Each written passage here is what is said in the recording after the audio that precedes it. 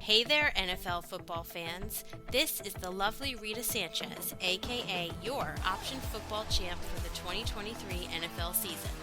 I'm inviting you to join us for the 2024 option, where we pick the winning teams for each week's matchups and compete against each other to see whose picks reign supreme. Are you in? Head over to CBS Sports and search for the Option 2024 League, or hit the link in the bio on the Fade Route socials and join today. It's for free. Pick a witty name, some winning teams, and I'll see you out there for week 1.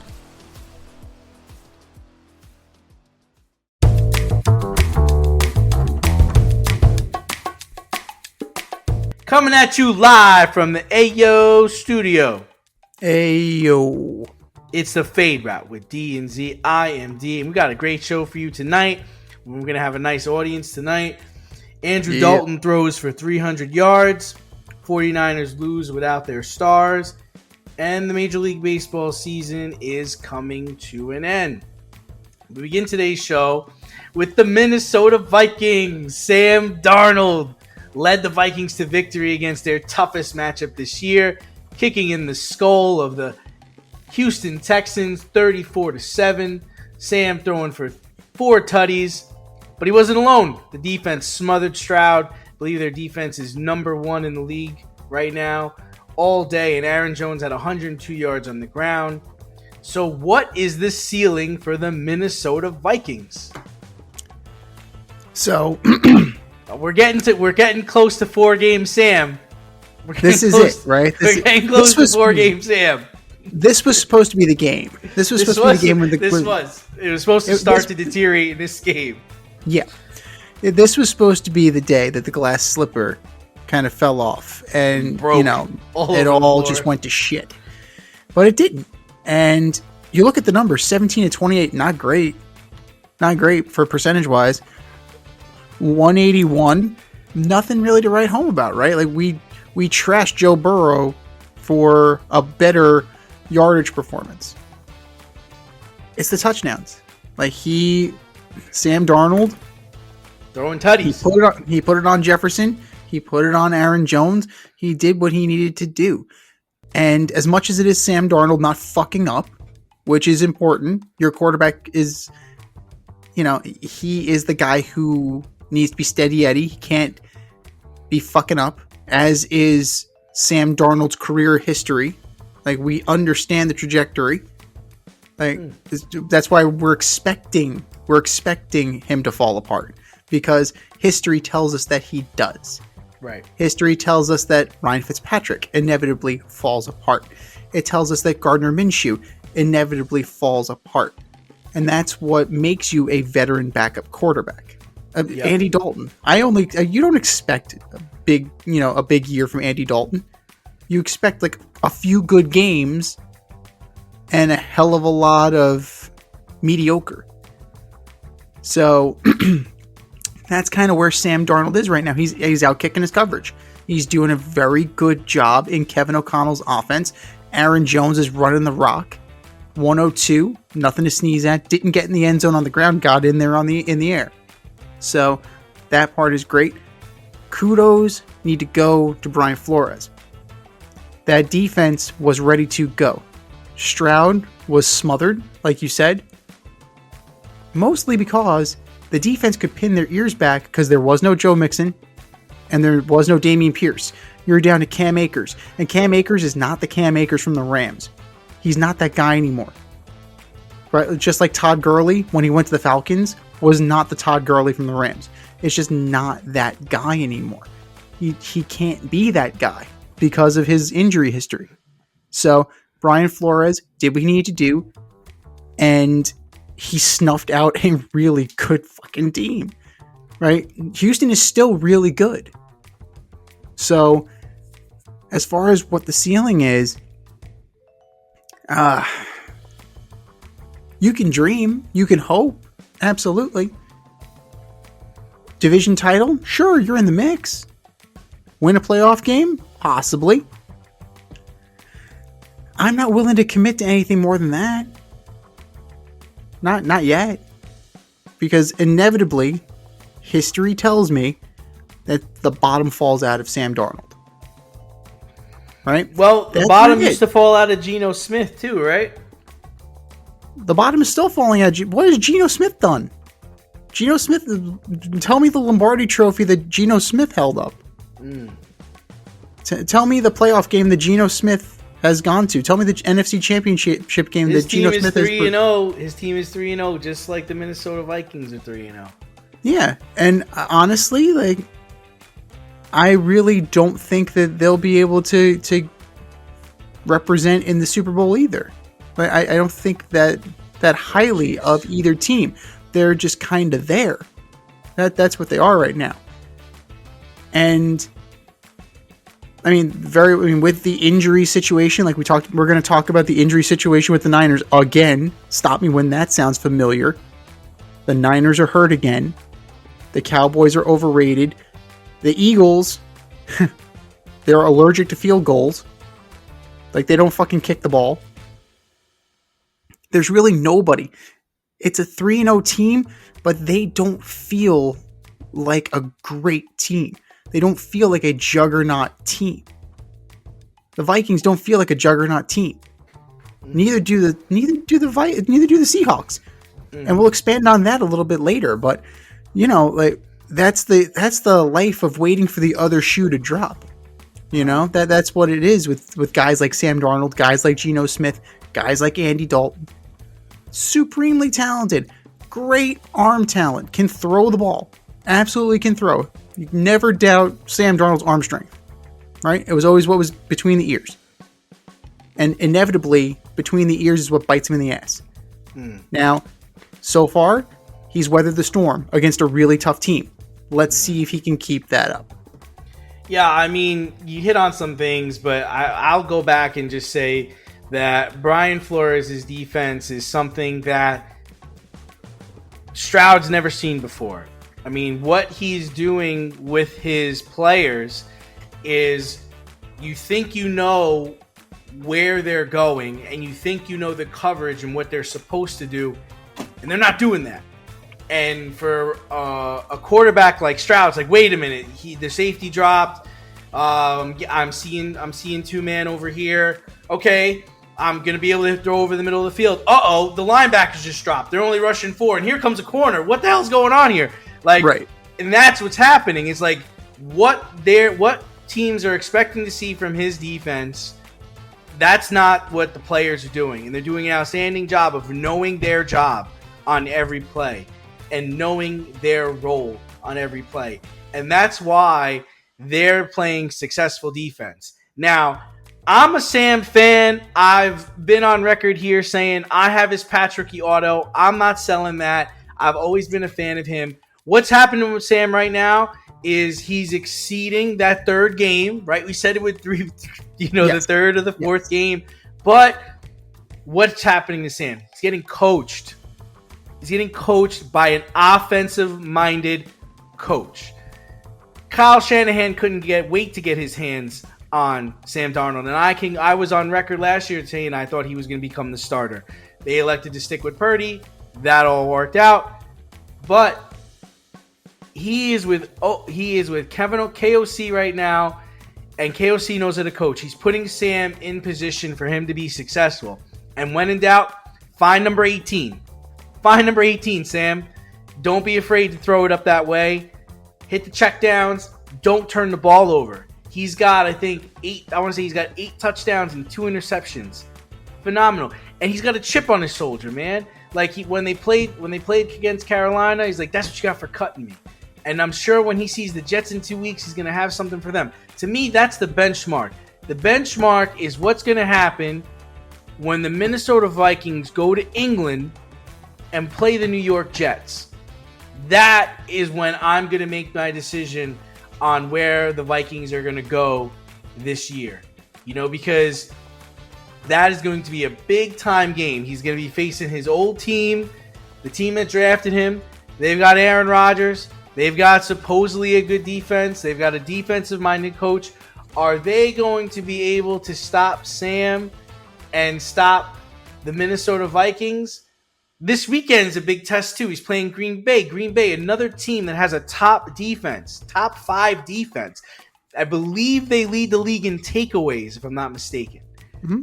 This is going, and it's in Green Bay. But for me, the marquee matchup comes next week when they go to England to play the Jets.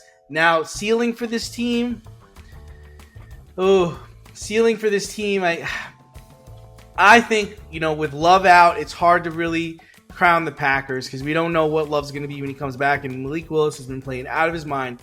Really happy for that guy. It's another guy I'm happy for. I'm happy for Sam Darnold. I'm happy for Malik Willis. I'm always happy for those guys that, didn't get the proper chance or kind of got discarded and come back to show teams, that I can really play.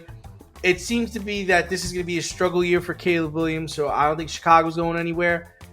Detroit has a really challenging game this week. I'm curious to see how they're going to come on top.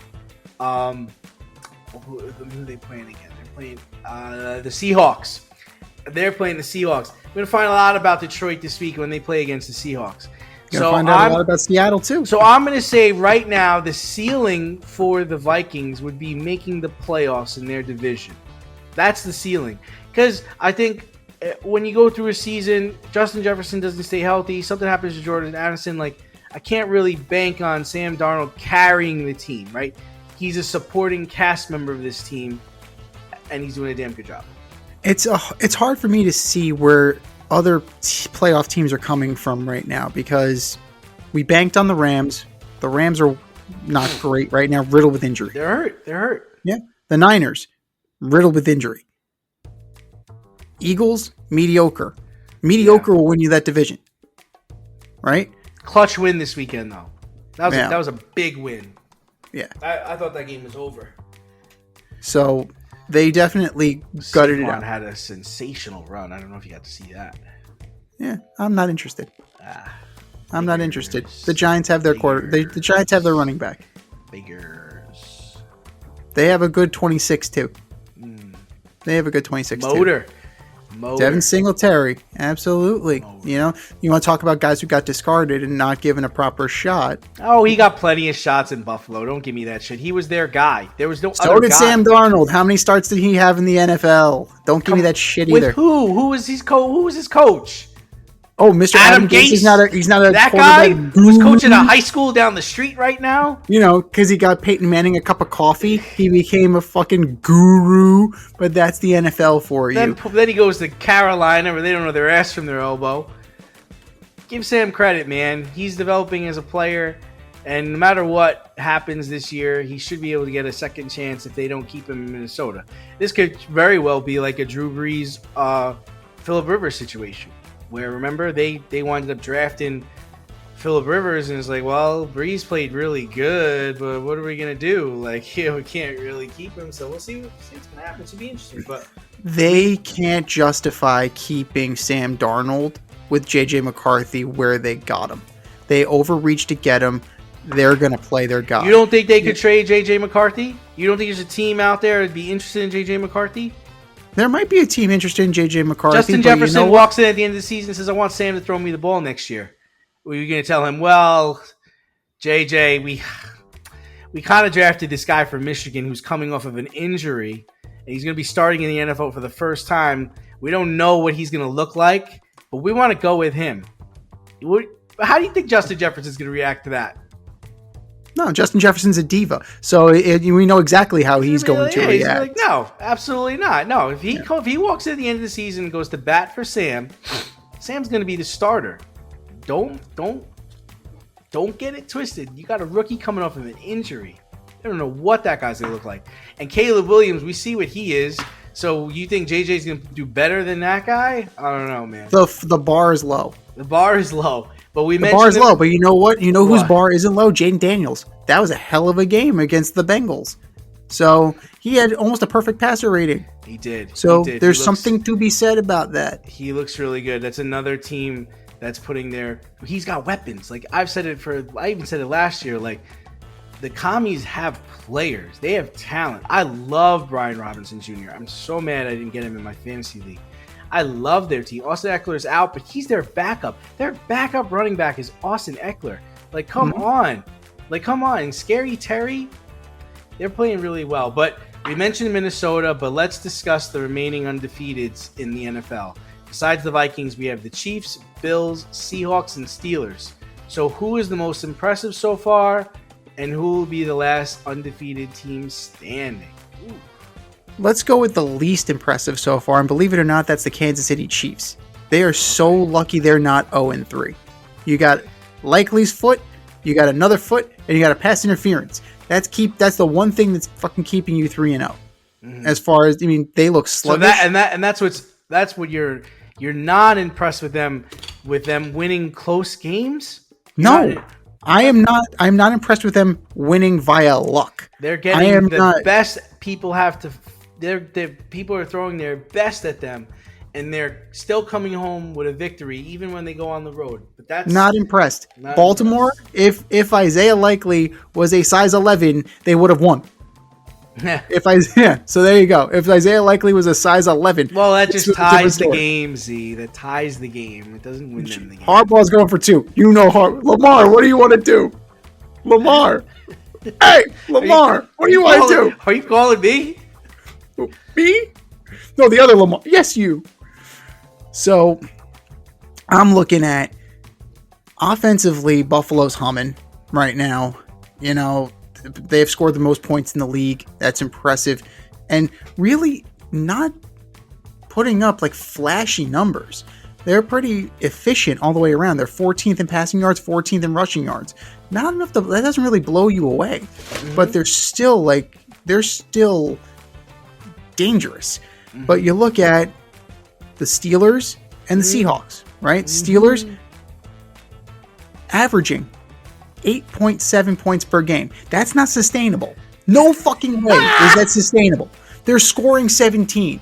You're telling me they're going to win 17-9 every week? I don't think so. I don't think so at all. It's impressive. The Steeler defense is impressive. The Steeler offense is nothing to write home about. They've been bludgeoning the shit out of people. And you know what?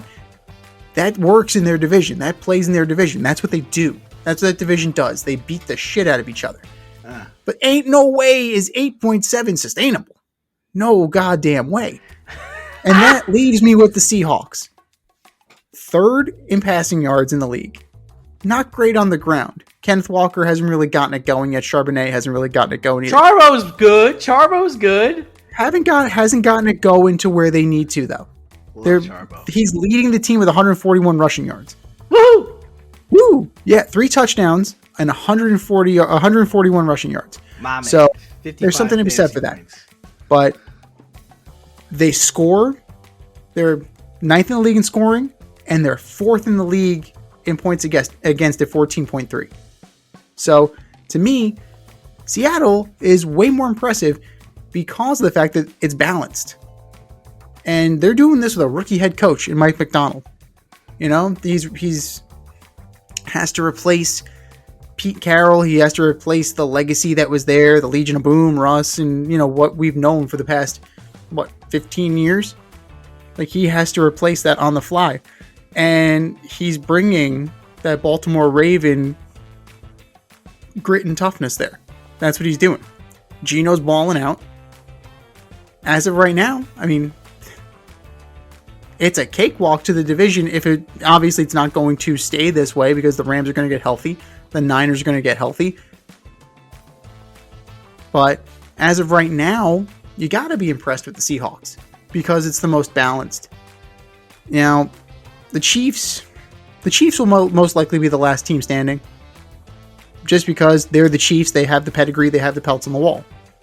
But you got to be impressed with these other teams because Seattle was an also-ran. They bubbled up, then they faded back down, and now they're back again. Buffalo, you got rid of Diggs, you got rid of McKenzie. That defense, we didn't know what was going to happen with, Milano. We didn't know what was going to happen. Losing their secondary. DeMar Hamlin came in, got his first pick. So that's awesome. Congratulations to DeMar. Friend of the program. And then always a friend of the show. Absolutely a friend of the show. And then the Steelers, the offense is a circus. Is it Russ? Is it Fields? Who's their number one? Is it George Pickens? Is George Pickens really a number one? Is Freiermuth really Heath Miller 2.0? Najee Harris and Jalen Warren, they're getting the burn right now. Arthur Smith said we're going to pound it down your fucking throat, and that's what he's doing. Good. Yeah, I'm glad he learned that, because last year, if he did that with Bijan Robinson, he would still be the fucking head coach of Atlanta. Would he not? If he remembered he had a fucking running back? So I'm glad he learned his lesson, but yeah, when it's all said and done and the smoke is cleared and we're waiting, we're at the end of the line, Kansas City is going to be there because they've demonstrated time and time again that they can do the job. The other teams, they're just not there yet. Yeah, I mean, for me, the most impressive are the Steelers. And I said this. I had the Steelers being who I thought they were. You know, I get that they only average 8 points a game, and that isn't sustainable, right? I 100% agree with you. But the offense is coming along, and Justin Fields is doing a really good job. The question is going to become for Tomlin soon is, when are you going to name this guy the starter? You know, he's 3-0. He's probably going to be – they're playing the Colts this weekend. He's probably going to be 4-0 after that. At some point, you've got to be like, hey, man, he's our guy. He's our leader. And I can't imagine them taking this away from him. And I love what they're doing on defense, and I do love what they're doing on offense. They're running the ball. They know who they are. We're going to play action. We're going to roll Justin Fields out. We're going to give him easy reads. We're going to give him easy throws. And Justin, just don't turn the ball over. Don't be Zach Wilson out there. Just don't run in the right direction, run straight, and throw the ball to our team. And that's what he's doing. And you can't fault their team.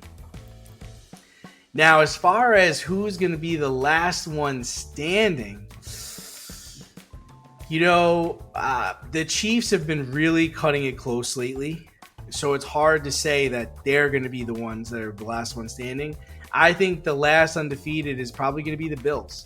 Just because I haven't seen a team really measure up to them yet.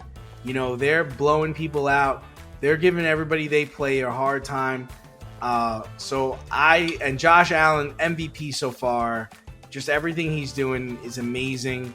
He's, you know, even though I feel like he's cut down on the runs and he's not turning the football over. He's being a leader. So that's who I got as the last undefeated team standing. That's a tough sled, man. I mean, I appreciate that, but the next 5 weeks are going to be pretty damn tough for Buffalo in terms of facing defenses. They got Baltimore this Sunday. They got Houston, even though they just got waxed. They're still not a bad defense. Then you got the Jets on the 14th. So, you know, and then you got the Titans, who aren't bad on defense. Offense, different story. Offense is a completely different story, but defense, they play. And then you got the Seahawks. So that's a tough sled, because then you're going to go into Miami, Indy, and then a showdown with the Chiefs. So if they're both there at that point, that could be a really interesting matchup. But, you know, that's kind of like a murderer's row right there. And if Buffalo can keep waxing teams like they've been waxing them, sure, absolutely. But I don't know. I just really, I'm not sure about that. You know, like Josh Allen's playing great right now. They remember they have James Cook. How long is that gonna...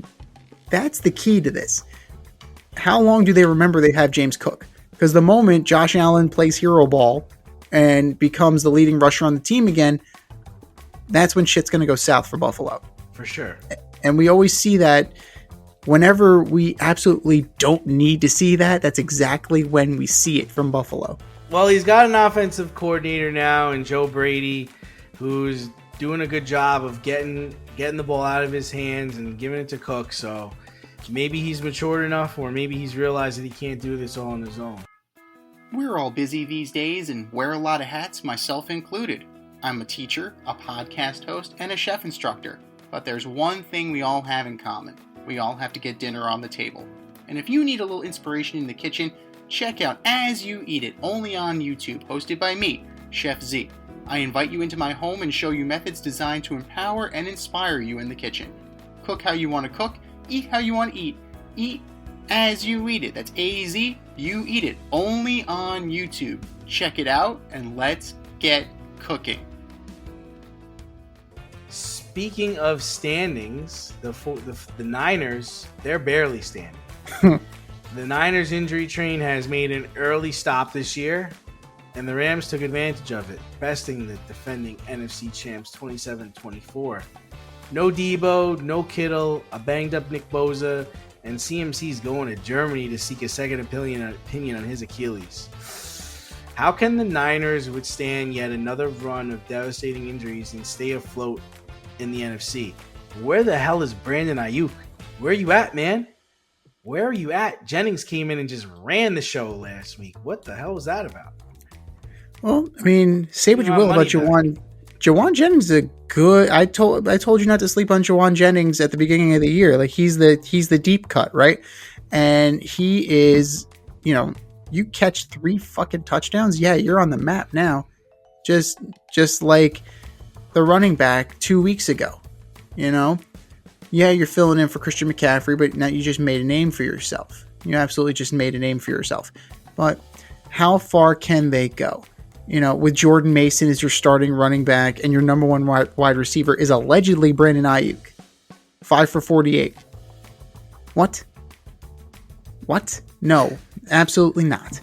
So Jawan Jennings definitely picked up the slack admirably. How far can they go? How much can they withstand? They can't withstand much more if they're losing that much in their skill position, and they sure as hell can't be winning games if Jake Moody's missing fucking field goals. Like, this defense can only do so much. And we can't say, oh, Brock Purdy's got to do. Brock Purdy did his fucking job, dude. Like, we can't say anything about Brock Purdy anymore. Like, he's showing that he's a credible quarterback in this league. It's the other guys. It's the depth skill positions. Now, they're being tested. They're absolutely being tested right now. Kittle, probably week to week. Maybe he plays this week. We'll see. Debo, we'll see. McCaffrey's not coming back for anything. You're going to a foreign country to get that Kobe Bryant therapy? Like, that's serious. That's serious, dude. And you got to wonder if he's out for the season right now. If he's out for the season, is Jordan Mason good enough to carry this load? I think he is. We'll see. And I think he is. But Elijah Mitchell, is he on IR? I would think he might be on IR. Yeah. So if he comes back, if and when Elijah Mitchell comes back, that's not bad. You got a running game. Brock Purdy is pretty good. Ayuk got paid. You got your money. You got what you wanted. Now it's time for you to show up. You cannot be shown up by your wide receiver 3. Right? Jawan Jennings is the wide receiver 3. Actually, fuck that. He's the wide receiver 4 because George Kittle is on this team. Mm-hmm. So you can't, as the alleged 1, you cannot get shown up by the 4th best receiver. No, you can't. So Ayuk's got to friggin' figure it out because he's going to get everybody's best shot now because Debo's out, because Kittle's out. Figure out how to get open because you're going to get the ball. But there's really nobody else for him to throw to. Yeah, I mean, my weird statement would be that they could not win the Super Bowl with CMC. I really don't think they can win it without him. No, I know that sounds backward, but I don't even see, and I think actually the first time they went to the Super Bowl, the first time they played the Chiefs, they didn't have him and they didn't win that game either.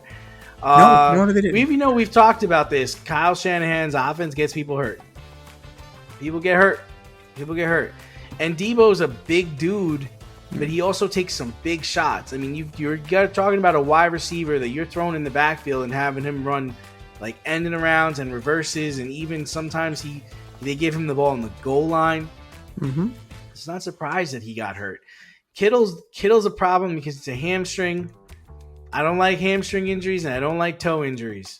They just don't go away. They linger. You just don't know if you could really open it up, and the minute you do, it's like it's just you're just never 100%. I mean, look at freaking Mike Thomas, who had the toe injury. He hit his toe against a coffee table, and the dude hasn't been able to play football since. It's freaking nuts. Dislocated his toe against a coffee table. And the guy is the all-time leader, I think, in receptions in a season, and he can't get back into the league. So you're telling me that if he called John Lynch, he couldn't get a tryout at this point? Can't guard Mike. Can't guard Mike. Can't guard Mike. Can't sign Mike. Can't pay Mike. Mike can't play. But I mean, I don't see any path to survival here. I think this is just going to keep going south. And the Cardinals are good. The Seahawks are good. The Rams were losing 21-7 in the third quarter. They came back and won the damn game. And they have less than you do. They didn't have Kupp, Nakua. They had nobody. There's nobody there. And they somehow won. So Kyron Williams, man. There you go. That's how they did it. Kyron friggin' Williams. Kyron Williams is right, but no, I don't buy into Kyle Shanahan and his team without stars. They're not able to do what the Pittsburgh Steelers are doing. And that's the other thing is their defense lost that game. Like, where the hell were you? How are the Rams scoring points? How are the Rams coming back? I understand Bose is hurt, but Fred Warner, where you at, man? Where's the intensity? Where's the team that was flying around against the Jets? Were the Jets just that bad? Like, what is it, Z? Were the Jets just that bad? Because that's the only game they won, right? They didn't win last week, did they? No, they did not. They're 1-2 on the season. They're 1-2. The only team they beat is the Paper Planes, and the Paper Planes suck. They're gonna get theirs this weekend when the Broncos come to town. So, I mean, listen, I think for the 49ers, I don't think CMC's coming back. And even if he does come back, it's a pitch count. It's just like, we're not going to really rev you up, man. Because if he pops his Achilles, that is just going to be such a long recovery for a running back. And then as far as Debo is concerned, he'll come back and he'll get hurt again. It's hard for him to take shots the way he takes shots. Not completely. And they do have a little bit of a soft landing this weekend. They have the Patriots. So even as constituted, they should be okay. Oh. Now, you're going to run through the gauntlet. You got Arizona, Seattle, Kansas City, and then you got Dallas. Sounds like all L's to me. Might be able to beat Dallas. Dallas, I think. Is it in Dallas? I think you beat New England. I think you beat Dallas. Everybody else you lose to. Because the week after Dallas is Tampa Bay. Yeah, no, you're losing to Tampa Bay. Tampa Bay just stunk up the joint against some bum-ass team. Who they just lose to? Tampa Bay did just stink out the joint. So they just sucked it up. But that's the thing right now is that mediocrity wins you divisions. Right, this year, there's really even the undefeated teams aren't that impressive, man. Oh yeah, so that's exactly what I'm saying. They lost the fucking Broncos. The Tampa Bakers lost to the Broncos. They lost to the Broncos. Bo Nix had a great game though. Bo Nix had a good game. My man. So, it's one of those things that somebody's going to bubble up. Maybe this is the opening for the Cardinals. Now we need to think about that, right? You got the Seahawks at the top. The Cardinals are healthy. I love the Cardinals. You take advantage of the Niners. You take advantage of the Rams, and you jump them at least for a year. Maybe you're a year ahead of schedule, but you play the hand you're dealt. So, this could be the opportunity that the Arizona Cardinals need. Now, we'll see. I mean, they got the Commies this week. The Commies look pretty decent. But then again, we thought the Bengals were going to be a contender. Oh, jeez. So, I would still count. I mean, listen, the odds of them making the playoffs are still plus 150. So people still think they're gonna come back. Not a lot of teams come back from 0-3, but remember, 7 teams get in now, man. 7 teams get in. They'll be all right, I think. But that's my argument. Where are these teams coming from? That's where they're coming from. I mean, yeah, the Bengals are 0-3. They draw the Panthers this weekend, but they should be 1-3. They should be at the end of that. But where are these teams coming from? Because right now I'm just seeing a big bowl of suck. I'm just seeing a big bowl of mediocrity, and time will tell. It's only week 4. You're only about a quarter of the way through the season, so give it time. The McCaffrey thing has to scare you. You can't help but smile when you see a balloon. PopstarsBalloons.com. offers spectacular balloon decor for all of life's events, specializing in custom balloon creations and installations for private events, corporate and school functions, photo shoots, brand events, and fundraisers. Led by certified balloon artists, the Popstars Balloon team shape balloons into custom works of art. Popstar Balloons provides full concept balloon design, build and installation services, as well as pre-assembled decor pieces available for pickup or delivery. Popstar Balloons is a woman-owned, small family business focused on providing professional balloon services using only high-quality, 100% biodegradable natural latex balloons made in the US and Italy. They consistently prioritize the safest use and handling of balloons in a sustainable and responsible manner. Popstars Balloons is located in Westchester County, New York, but likes to party at events throughout New York City, Connecticut, Long Island, and New Jersey. Popstars Balloons can also accommodate balloon decor services for destination events. No event too big, no event too small, and their custom personalization service is the perfect touch. They also offer a full line of event decor options like backdrop, prop rentals, tablescapes, dessert table setups, custom signs, and they always deliver with a smile. Whether you're looking for gift balloons, classic decor, or large-scale design for a big impact, Popstars Balloons will create the perfect decor for your theme, vibe, and space. So if you have an idea in mind or need inspiration, Popstars Balloons decor will be the cutting edge and spectacular. Visit popstarballoons.com to pop your next event.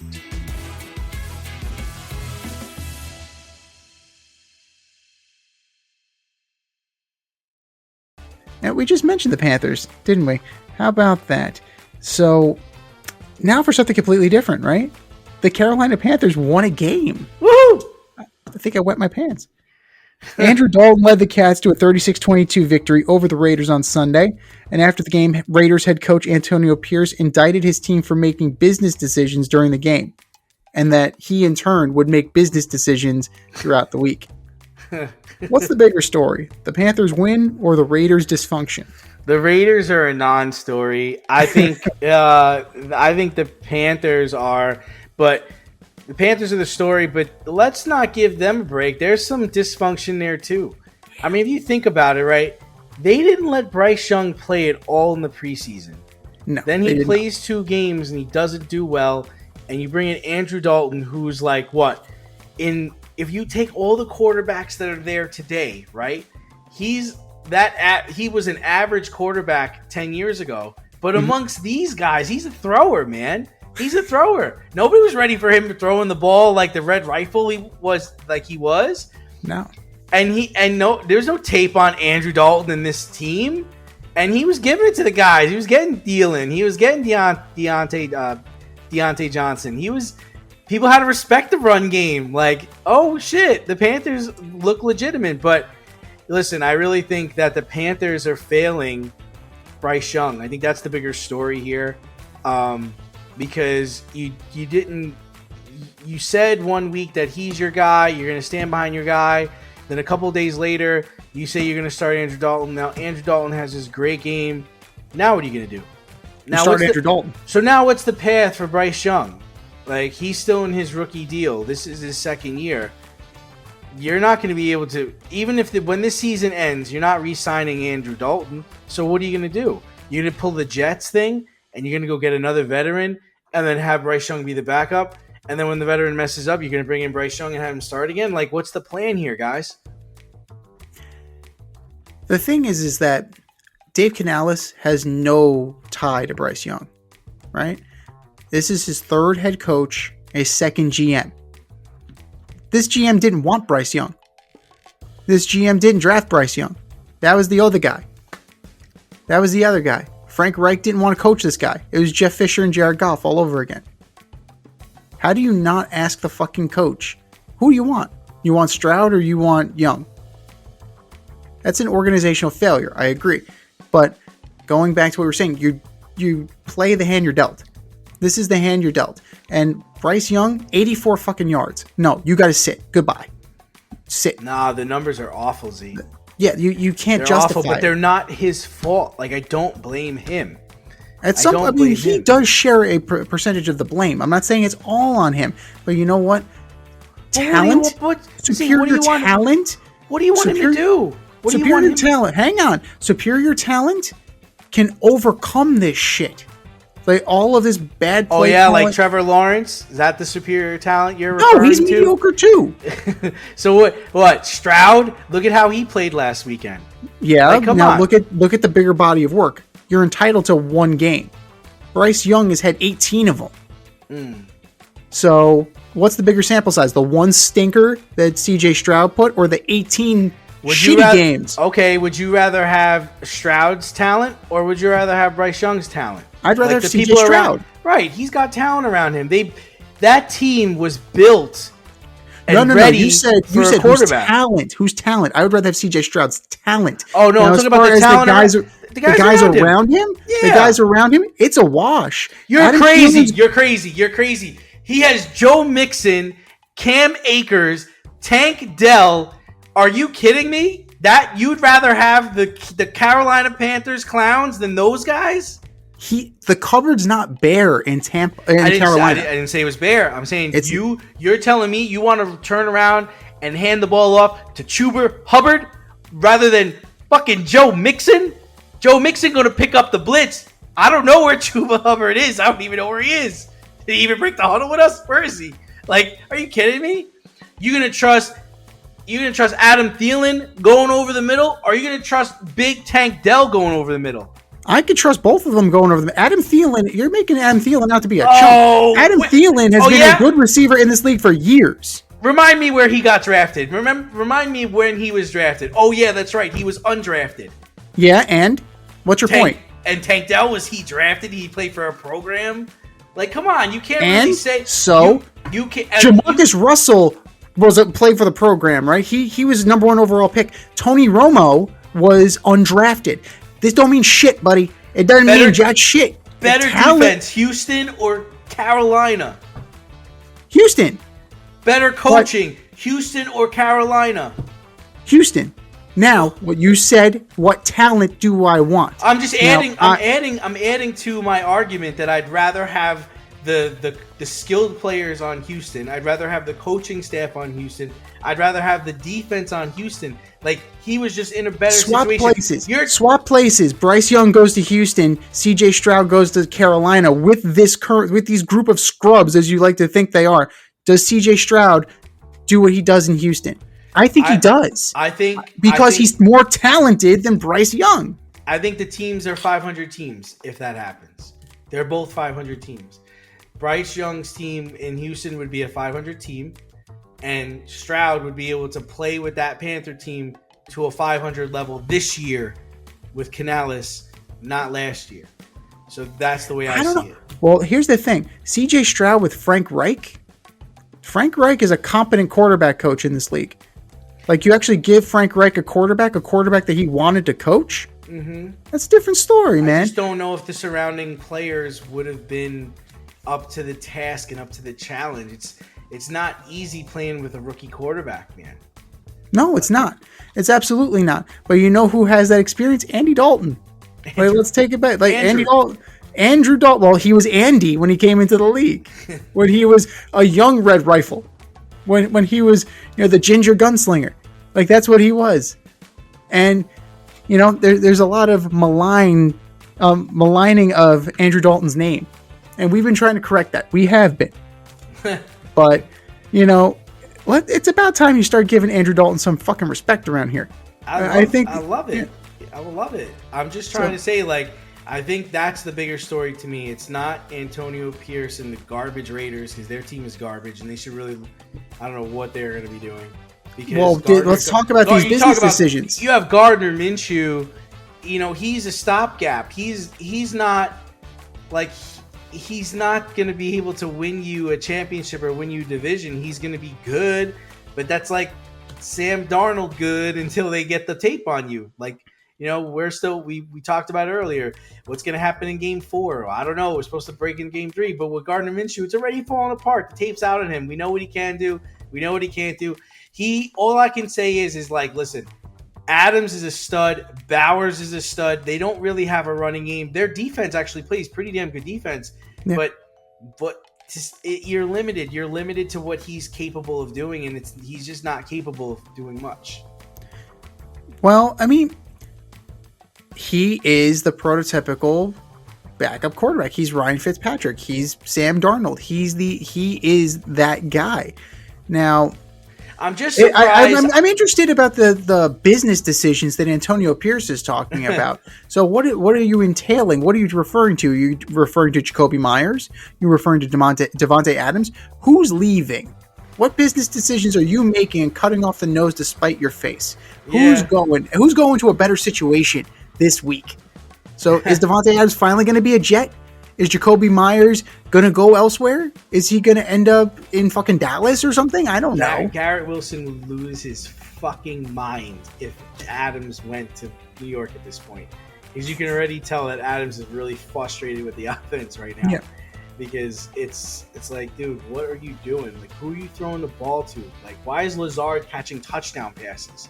We're not in Green Bay, asshole. Throw me the ball. You know?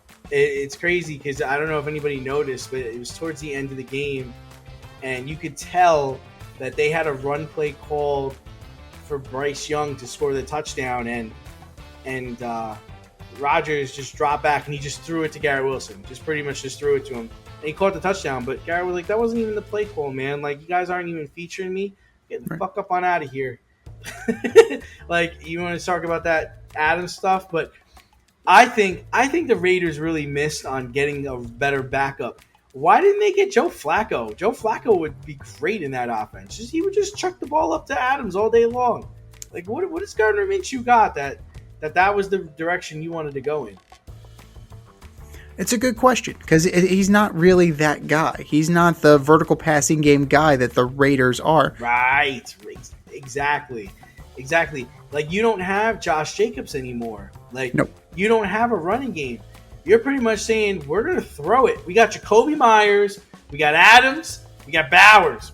We're just going to throw the ball downfield, and Gardner Minshew is the guy that's going to be throwing the ball downfield. Right. This is a Flacco offense, man. Flacco back up and just let it rip, man. Throw 60-yard bombs. Someone will get it. But you know what? Like, they passed on – they got rid of Jimmy. Jimmy wasn't going to be able to do it either. So the plan is flawed, man. The plan is flawed. Because people were talking about Jimmy going to Miami. What's Jimmy going to do in Miami? He can't throw the ball like that. How many more games does he have to sit out for the PEDs? Tyler Huntley, he might be able to, but you got to be able to really throw the ball in that Mike McDaniel's offense. It's a rhythm offense. It's timing. I don't really see. That's a whole nother bag of tricks. I don't know what's going to go on. The answer might be Jameis Winston. But they're not going to get rid of Jameis Winston. For the Raiders? For the Raiders. He's got a cannon, man. He's got a cannon. Yeah. That's another guy. Why didn't you bring him in? What are you guys doing? I don't know what people are doing. But anyway, let's talk about baseball. We're finally here. There's only one October, baby. That's right. The last right. weekend of the Major League Baseball season is upon us.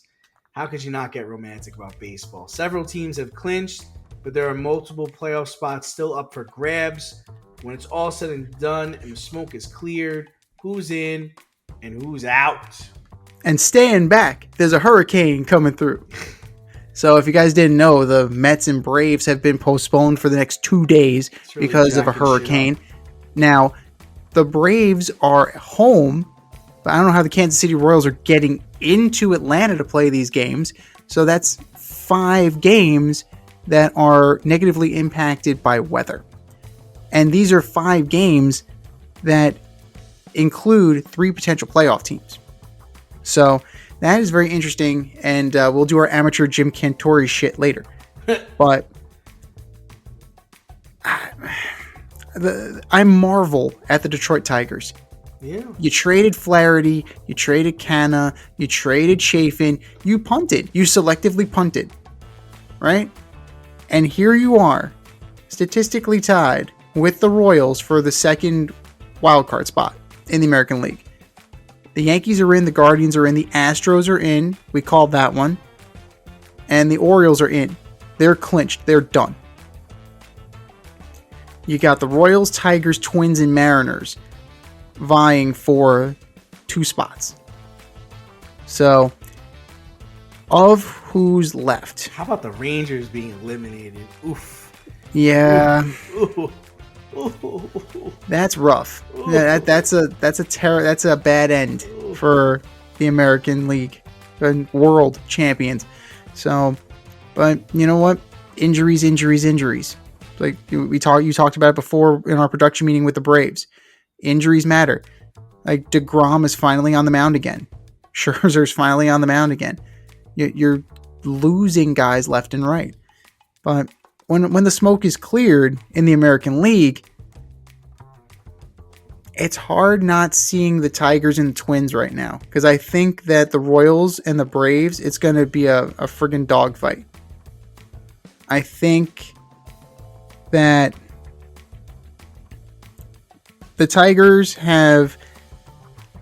They got something, man. I can't put my finger on what it is because they don't have Javi Baez. That's what that's the thing. There it is. You put the finger on it for me. That's fucking disgusting numbers. Absolutely horrid numbers. Can I interest you in a 184 batting average with 6 homers and a negative 1.1 WAR? Can I interest you in that? It cost the Mets Pete Crow Armstrong. So that's all we need to know about Javi Baez's talent. There doesn't seem to be any talent anymore. It seems to be withered away. But the Tigers are onto something. I think the Orioles don't have anything to play for, and they're playing the Twins this weekend, so they might just be laying off the gas pedal a little bit. Mm-hmm. So throttling the Yankees right now. Yeah, I mean, we'll see. I mean, that's interdivision. Like, they're going to do that just on principle. But they clinched last night. The Twins might have a better shot because the Braves and the Royals are going to tear each other up. When you look at the National League, it's a little murkier. Before we go to the National League, I'm going to say I got the Royals. You have the Royals? Yeah. I think your team is really good. I'd almost bet on the Royals to actually get to the World Series. That's how much. What about the second spot? Because there are 2 spots still available. Who's your second? Minnesota. I'm not as big on Detroit as you are. Yeah, I mean, they got some heart. A lot of kids on this team. It's really it's a marvel at what they're doing with a lot of youth. Now, here's where it gets tricky. Right now, you have 3 teams for 2 spots in the National League. The Mets are playing the Brewers this weekend. The Brewers got nothing to play for. They can't move up or down. Like they'll be. The Dodgers have the Rockies. You figure they're sweeping the Rockies. You got the Phillies. Clinched. Yeah, they're clinched. They're in. They're playing the Nationals. Mm-hmm. The sorry no account Nationals. Do the Nationals have anything in there for spoiling? Do they have anything left to do anything? Probably not. But they can't even do anything. The Phillies got the division. The Brewers are locked in. So at this point, they'll probably be like maneuvering to get ready for the playoffs. Right. So the Mets can at least take 2 out of 3 there. You figure. If not sweep. Sweep would be ideal. 2 out of 3 would be fine. What they cannot do is lose the series or get swept. Because then that makes Monday extremely important. That's not going to happen. So the Diamondbacks are drawing the Padres. Now, the Padres are in a very unique situation because they can still win the division. They can go past the Dodgers. And did you see how they clinched their playoff spot last night in a fucking triple play? They turned a goddamn triple play to end the game with Ohtani on deck. It's like shit. And you know Ohtani was gonna hit the bomb. You know he was gonna hit a grand slam to end that game. Guarantee that wasn't in his parlay. The game-winning triple play. Shit. Son of a bitch. Should have got a live chicken. But, the Padres still have something to play for, so they're going to want to put a whooping on the Diamondbacks. For sure. So, there's still a possibility that the Braves and the Mets get in. Very slim. There's a very slim possibility, but it's a possibility nonetheless. Mm-hmm. Hopefully, if the Mets take care of business, Monday doesn't matter. Because if you go into Atlanta, just like in years past, it's a house of fucking horrors. Like that's what happens. That's what happens to the Mets when they go to Atlanta to play the Braves. The other issue with this whole thing is if they have to play these meaningful games on Monday. Oh yeah, your pitching is all fucked up for the playoffs. Like you're on both sides. Yeah. Oh, it's a fucking disaster. It's not even worth it. Like you're already out. You're already out. Right. You're getting, and then you have to start the playoffs the next day. That's bullshit. No, I'm sorry, that's bullshit. And that's on Rob Manfred. Shocker, it's on Rob Manfred. You had the opportunity to tell the Braves and the Mets, you have a mutual off day on Monday. The weather looks beautiful. You're gonna fucking play. Instead, no. Oh, we want the night games. We want the house. Okay, well now you lost 2 games. One, which was a makeup game from April, mind you. So, and with this hurricane, you might lose 3 more. So, what the fuck? Mm-hmm. Now, if you're Rob Manfred, you really need to be considering, fuck, do I need to push the playoffs back? Like, I know it's, he's not. He's not. He's a clueless putz. He doesn't fucking care. No.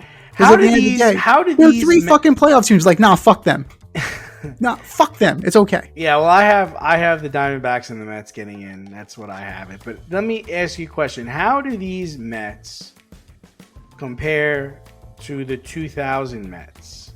Do you see any similarities with these two teams on your side? And then what was your takeaway from the 2000 Met team and the 2000 World Series? Were they just overmatched, or, did they? I don't think anybody was beating that 2000 Yankees team. The Yankees were loaded that year, but the Mets, they were scrappy, right? I mean, think about who was on that team, right? You had Jay Payton, you had Benny Agbayani, Joe McEwing, Super Joe. You had Mike Piazza. Mike Piazza was your star. But then you got guys like Robin Ventura, solid player. Olerud, one of my favorite first basemen of all time. Right. So, yeah, I'm pretty sure. Eduardo Alfonso. Fonzie was at second, yeah. And then, Mike Hampton. Hampton was on that team. Leiter was on that team. I think Rick Reed was on that team. Rick Reed. Yeah, so Benitez you had. was the closer. Oh, yeah. Now I got agita. Now I got a stomach ache. But, that was a gritty, gutty team. It had you had a lot of B+ talent on there. You had your star in Piazza. And then you had guys, frankly, guys like Jay Payton and Benny Agbayani were lucky to be in the majors. Timo Perez was on that team. So, they were definitely the weakest of the bunch. I got to say the 2015 was stronger. The 2015 World Series team was stronger. And I got to say the 2015 World Series team is stronger than this current iteration of the Mets. I have to say that team was better. It was deeper with starting pitching. You had Cespedes. That makes a difference. You had guys like Juan Uribe. You had Kelly Johnson. Duda was smashing the ball. You had Murph. Daniel fucking Murphy, the one who got away. That's what, Jeff McNeil wishes he could be what Daniel Murphy was. So, this team, this current iteration of the New York Mets, they've got some scrap to them. It's a pleasure to watch. Guys like Jose Iglesias and Jesse Winker, they bring joy, they bring excitement, they bring energy. Brandon Nimmo is a budding superstar. He's having a down year this year average-wise, but power-wise, he's doing great. Lindor is the star of this team. And Lindor is probably going to finish in second place for the MVP. So, that's kind of where they are. Pete bothers me. Pete bothers me a lot. Because you can tell he's thinking about his future. Because he is absolutely just flailing at anything right now. He's absolutely just flailing at anything, and he looks absolutely overmatched. He looks completely lost at the plate. Alvarez looks completely lost at the plate sometimes. So, the 2000 team was the weakest of the bunch. This team is probably second. This current team is second. And 2015 is still the gold standard of the current iteration of the Mets. And I'm not talking about 86. I'm not talking about 69. I'm not talking about those teams. Those are in a different stratosphere. It was a different time. But the modern Mets, 2015 is still the gold standard. But this team, they get in, they're as dangerous as anybody. Dangerous as anybody. Their starting pitching is pretty good. They have a good back end of the bullpen with Budo, Maton, Diaz. They got pieces. Alonso scares the shit out of me in a big spot. Who do I want up in the big spot? Not Pete Alonso. I love Pete. I love the enthusiasm he brings. Give me Nimmo. Give me Lindor. Give me Tyrone Taylor. Like, Tyrone Taylor is fucking, contributed in the clutch. Jesse Winker has delivered in the clutch. JD Martinez, he's in the slump right now. I would take those guys over Pete right now, which sucks for him because he's about to be a free agent. But all things said, when the smoke is done, when the smoke is cleared and the dust is settled, the New York Mets are going to be in the playoffs. And they're going to put a capper on this crazy-ass fucking season. From Seymour Wiener to the Rally Pimp to Oh My God to Grimace to the Hawktua Girl. It's been a fucking, soap opera. But it is one that will end with them in the playoffs. Now, when you get there, all bets are off. Mostly because Rob Manfred is fucking them over. And who's the other team? The Braves, too. I think the Braves still have a chance to get in. I think they do. I think the Padres are going to take I think they're going to take it seriously. I think they're going to knock the Diamondbacks out. I think we end up with Mets-Braves. I think we do. But the Mets ahead of the Braves in the standings. That being said, they draw in that first round. I think they draw the Brewers again. At that point, they would draw the Brewers. So, round 2 ain't going to be the same as round 1. That's all you need to know.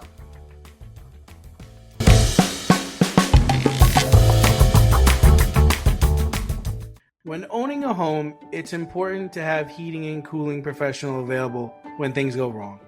Air Care Technicians is a veteran-owned HVAC company servicing the Westchester area. They are licensed to service, repair, maintenance, and replace all HVAC units. If your unit is not running properly or you would like to improve the air quality in your home, contact Air Care Technicians for a free quote. They offer same-day and emergency services for all of your needs. You can reach them at 914-315-1547. Air Care Technicians, 914-315-1547. Bullshit or no shit? We're going to debunk this week's most controversial topics right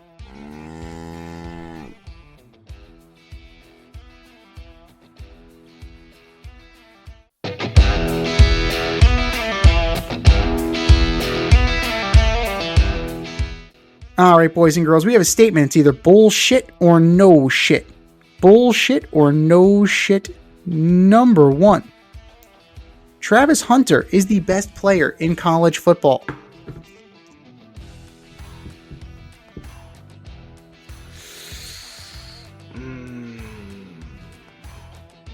Best athlete? Maybe best athlete. I don't know if he's the best player. I do think it's very impressive what he's able to do, playing both ways, and being a stud on both sides of the football. But I would make that he's the best athlete in college football, but I wouldn't say he's the best player. It's hard to parse them, to be honest with you, because you're looking at, who are you looking at? Shedeur Sanders, Cam Ward. You're looking at quarterbacks for the most part. I'm going to go no shit. Just because he's special, because he's different, because he can do more than those guys. I'll throw it out there. I'll be your Huckleberry on that. I think that he provides something different. He provides something extra, kind of like the way Shohei Ohtani does, right? The differentiator between him and Lindor. They're both very good players. Ohtani just does a little bit extra. So, in that regard, I'm going to take Travis Hunter as the best player. Now, that doesn't necessarily mean Heisman, because as we know, that's a quarterback award lately. Actually, most of the time. So, he would need to, God knows what he would have to do in order to unseat a quarterback. Probably, 1,000 yards, maybe more. Lead the nation in picks. No, I don't think so, because look at Charles Woodson. Charles Woodson was able to get it, and I think it was mainly based on his ability to return kicks. But he's I think he's got a chance. I don't know. I think that the media is going to trip over themselves to try to anoint a guy like Shedeur Sanders, even though he's not that great, and a lot of guys aren't that good. So, and if Arch Manning really kind of takes off, I could see him getting back into it too. So, I don't know. It's hard for me to wrap my mind around that, because we see it so infrequently that a non-quarterback wins the Heisman. I would love to see it. Because I think he is doing the most impressive thing in college football right now. Bullshit or no shit number 2. UNLV's Matthew Sluka's decision to redshirt the rest of this season and transfer.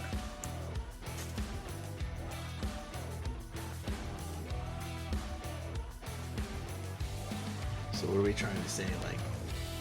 Yeah, is it bullshit or no shit? For those of you that don't know, he's pulling out of his deal with UNLV because allegedly they reneged on promises they made to him, and then the school is saying that no, they made all of their promises to him, but the price just went up because they played better competition and he played well.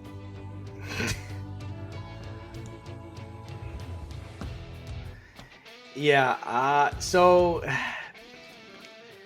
it's just the Wild Wild West, man. There's no signed contracts. We're going off of people's word. This kid has an agent. This is, I believe, if I'm correcting, he transferred from Holy Cross to come play here. He's only got 2 years of eligibility left. And he's looking, it's hard because for me, I think he knows he's not going to be playing on Sundays. So he's really got to be cashing in right now, right?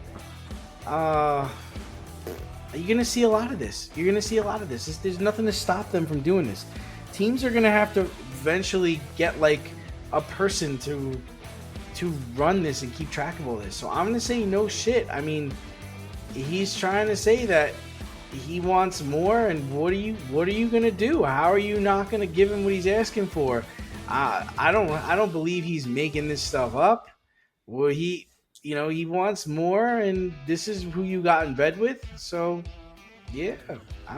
The decision's absolutely bullshit. The fact that they had to make that decision is absolutely bullshit. This whole landscape of college football is bullshit.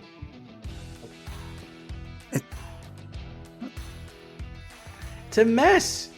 It's a mess. It's an absolute mess. This is a disaster, and there's nobody in control. Right. There's nobody at the helm of this. It's a he said, she said right now. He's saying, "Oh, I was supposed to get $100,000," and the coach was supposed to come over, and they're like, "We never agreed to that. The hell are you talking about?" Now, did his agent tell him this? Did his agent tell him that he worked out this deal, and he's going off whatever the agent said? It's a disaster, and you're just not playing football. You're playing football, and they're a good team. They're 3-0, I think. He had a real chance, but if he's looking to cash in, Z, if he knows he's not going to be playing on Sundays, it's yeah, I needed $100,000 this year, and I'm going to need $200,000 next year. I don't know how you show up for your teammates. That's for damn sure. That would be nice. I think that's out the window. This guy's a hero for hire. He just came from another school. Exactly. And he's like, oh, He's well, I barely want there to for- well, he's thank only my been there for 2 teammates and I months. want to wish them. Fuck, you spit in their face. This decision spits in their face. That's not a team decision. If that's a team, if you were a good teammate, that's not the decision you make. Like, that's completely off the board. So what if it's true? What if they are not coming through on the things that they told him that they were going to do? What is he supposed to do? Just say, okay, I guess I'll just play, even though you guys told me you were going to do this and you didn't do it? Like, what would you do? Just say, okay, I'm going to play anyway? He has no choice. I think it's hard, Z. That's hard. If it was me, I would play. I would honor my But I'm saying commitment. if it was you and you're going, you played 4 years at Holy Cross. You are only transferring to play for UNLV because they promised you $100,000 and X, Y, and Z. The only reason why you go in there over any other school. You get there, it's going great. You're 3-0. Oh, the stuff we told you we were going to give you, I don't know who told you you're going to give. We're not doing that. And you're like, all right, I'm still having fun. I'm not going to class. I'm just playing football. That's cool. I'll stay. I'd honor my commitment because I made my commitment. Yeah, now, we don't that's know. what you would do. You don't even know. Doesn't And you matter. don't know these people. I You don't even know, you made a don't commitment know these people. You've been here for 2 to months. this team. So you... And I'm going to do that. So You're telling, okay, you're a teacher. You're a teacher. You're telling me you go through a job interview, you get the teaching job. They promise you can have a nice classroom, nice class. Everything's going to be great. Great. You get there, you get the shit classroom, you get a different class. They're not paying you what you thought you were going to make. yeah, Like, you know actually, what? I do, and that's what I do made on a a daily commitment to basis. these This is kids. not this is not leaving. teaching. I'm staying here. I am essential. He is not. At the end of the day, no, he's not. No, he's not. Because you know what? They'll He's get some essential other to that asshole off team. the fucking free agency. They'll go pick him off the fucking wire. This is the nature of the. I'm not saying it's not wrong. I'm not saying it's wrong, but I also see it from his perspective. It's like, wait a minute, like, I'm not gonna bust my ass for you when you're not coming through on the things you told me you were gonna do. I'm gonna save my eligibility, and next year, I started out 3-0 this year. I'm gonna go to a team that's gonna honor their commitment to me because now I know I have value. Because otherwise, he could play this year for nothing, get nothing, waste his time. This is also and then negative what? to his He doesn't reputation. have a future as a football player. So Nope. From a what perspective? and what's to Because stop I've already what's heard to that stop people him from Ann doing Arbor this are to trying get University him of to Michigan transfer next to year? Michigan. Oh, you promised me 1.1 million. You only delivered $850,000. Goodbye. Well, that's the other thing that I heard. I heard the going rate for a quarterback is about $1 million. So he's only taking $100K. Right. I We mean, used to call a guy like this a that is flake. That's a bargain. So he's Yeah, a good flake. He sure is. Oh, he's a good flake. But he's a good flake. He's a flake that And he's a flake that wants renegotiates to on the play for fly. your team. So that's no good. That's not good. Yes. So honor the terms of the agreement. Sorry, if you really wanted that, you should have gotten it in writing. Hope if you were in school instead of just on the football field, take some business courses. Always get it in writing. Bullshit or no shit. Number 3, Trevor Lawrence is overrated. Oh. What the hell is that about, right? Isn't that crazy? I was looking at his numbers. They were showing his numbers compared to Daniel Jones. Their numbers are basically the same. And the $245 million man That's only fucking has scary. 2 touchdowns That's and 1 scary. interception this season. How crazy is that? I don't know what's going on. But I know it sounds wild. It's not But that I think you wild. got to consider starting Mac Jones. The team's loaded. They got receivers. They've got a running back. And the running back's playing really well. Travis Etienne is averaging more than 3.5 yards a carry. He's doing very well. Trevor, on the other hand, I don't know what the hell is going on. I don't know what he's doing. I don't know much about the offensive line. I don't know if he's holding the ball too long. I don't know if they're shit. Yeah. I don't know if it's that. Mac Jones is from Jacksonville. Mac Jones wants to play. I think you give him 2 more games and say, Mr. 245 mil. No shit, Trevor Lawrence is overrated. He absolutely is overrated. When statistically you compare to Daniel Jones, and Daniel Jones is better than him in some statistics, that's a problem. Shit. Now, what was promised coming out of Clemson? You want to talk about, we're going back to promises. What was promised coming out of Clemson was a complete quarterback. We're not seeing it. We're not seeing it. And to be fair, we will be fair. Nope. He was coached by Urban Meyer at the debacle that was with the Jaguars. And now he's got Doug Peterson. He's got a guy there. He's a good coach, quarterback whisperer. He should be able to coach the shit out of him. Good coach. And yet it's not happening. He's still only averaging about 6 yards an attempt. 52.8% completion this year. No, absolutely not. Absolutely not. And you're right. This team has expectations. But they also had expectations last year and they spit the bit. They started 8-3 and then they friggin' missed the playoffs. So they choked like dogs.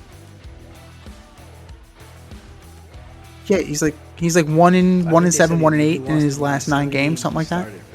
So, and the cupboard hasn't been bare. The cupboard absolutely has been, and the cupboard has not been bare. He has been hurt a little bit, but he just can't seem to do what he did that sophomore year in Clemson. Like, he's not as dynamic, he's not as explosive, he's not as polished as he was that year in college under Dabo Swinney. So, is it possible that eventually Mac Jones gets him? He got some burn the other day. It was 47-10, so why the hell not? And Mac Jones went 5 of 8. Way more efficient than Trevor Lawrence. So, if it continues, you might have to consider a change. Doug Peterson is absolutely considering. He said everything's on the table. So when you hear that, it's just like, shit, my job is possibly on the line here.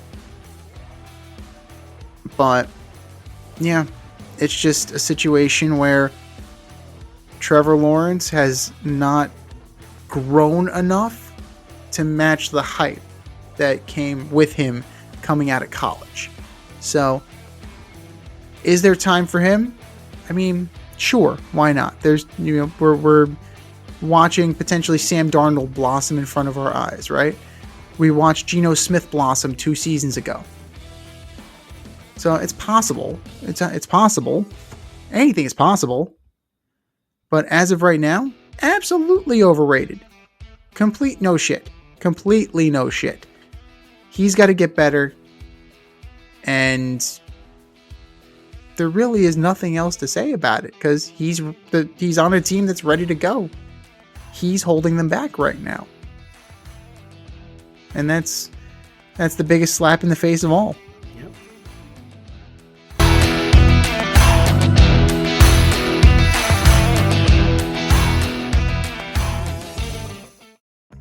Your favorite podcast has its own merch line now. Go to the Fade Store with DNZ.com today and check out our releases in apparel, accessories, drinkware, and more. Ever wanted an Alleged Superstar t-shirt? We got those. You want some yoga pants? We got those too. And we're not done yet. We have a lot of exciting collaborations and new products on the way. But check out what we have now at the Fade Store with DNZ.com. That's the Fade Store with DNZ.com.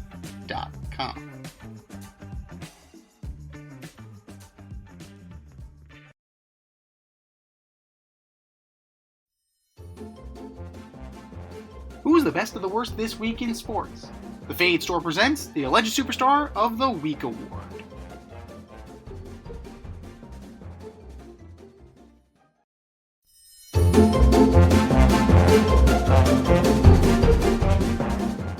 All right, boys and girls, you know what time it is. It's time for the Alleged Superstar of the Week. You know how it goes. We put up a poll on our X account at Fade Route DNZ, and our Instagram poll at Fade Route Podcast, and you vote.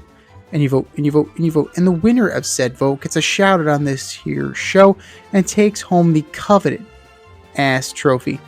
And do you know who took home the coveted ass trophy last week, D? I don't. The Philadelphia Eagles.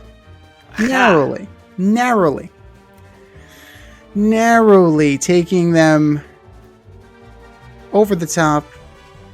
Bryce Young and the Jacksonville Jaguars were tied for second, but the Eagles, for that inexplicable pass play when a run will win the game. But that was last week. This is this week. Who are your nominees for Alleged Superstar of the Week, D? All right, so first up, I've got your boy, Javi Baez. Oof.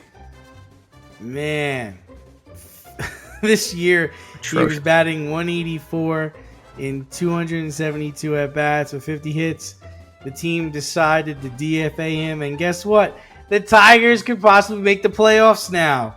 Since leaving the Tigers, the Detroit Tigers have turned around so much that they are heading to the postseason, or could be heading to the postseason. My goodness. I don't think there's ever been a better alleged superstar. Number 2, Trevor Lawrence.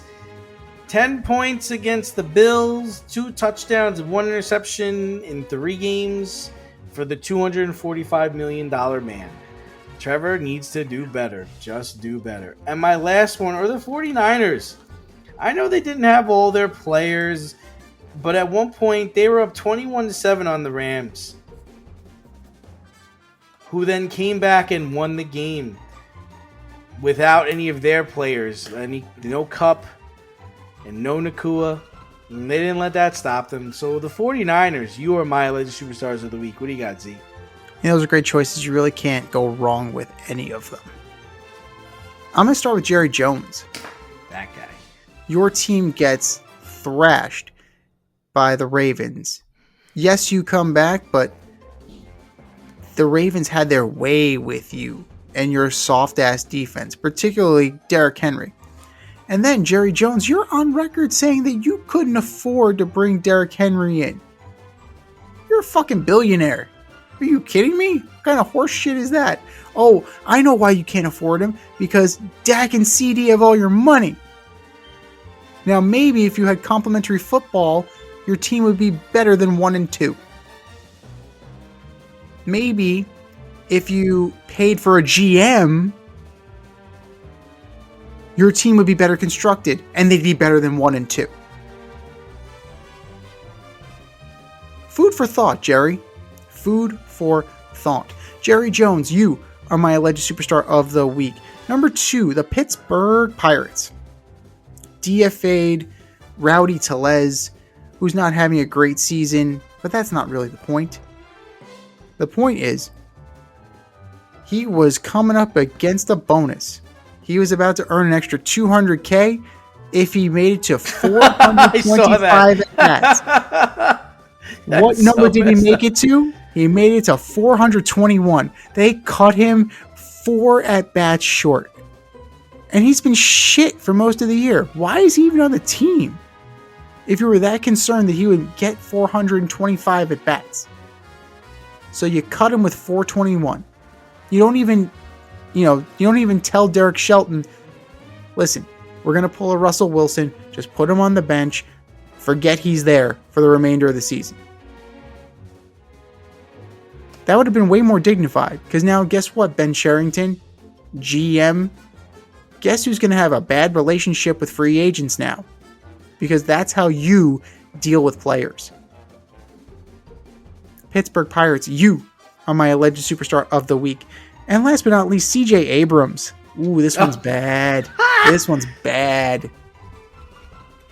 Out all night till 8 a.m. in a Chicago casino. Only problem is you got a day game. Oops. Out in the casino till 8. Got to be at the park at 9. Went 0 for 4 and then got sent to fucking West Palm Beach.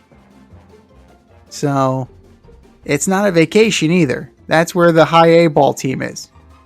That's where the spring training complex is. You're going to be there for the foreseeable future. Actually, you know what? Just stay down there until February when we report. Just stay right there. The message needed to be sent by Davey Martinez and Mike Rizzo. The message was sent. Hopefully, Abrams heard it, because that is absolutely inexcusable. CJ Abrams, you are my alleged superstar of the week. I think we said our piece. Go to our X account at FadeRouteDNZ or our Instagram poll at FadeRoute Podcast and vote. And for our nominees. You're better than that. Just do better. Just do better. This has been the Fade Route with DNZ. Thanks for tuning in tonight. Catch our podcast on Wednesday nights on Spotify, iTunes, iHeartRadio, or wherever you listen to your podcasts. So until next time, stay fade, everyone. Time for us to run the go route. We'll talk to you next week.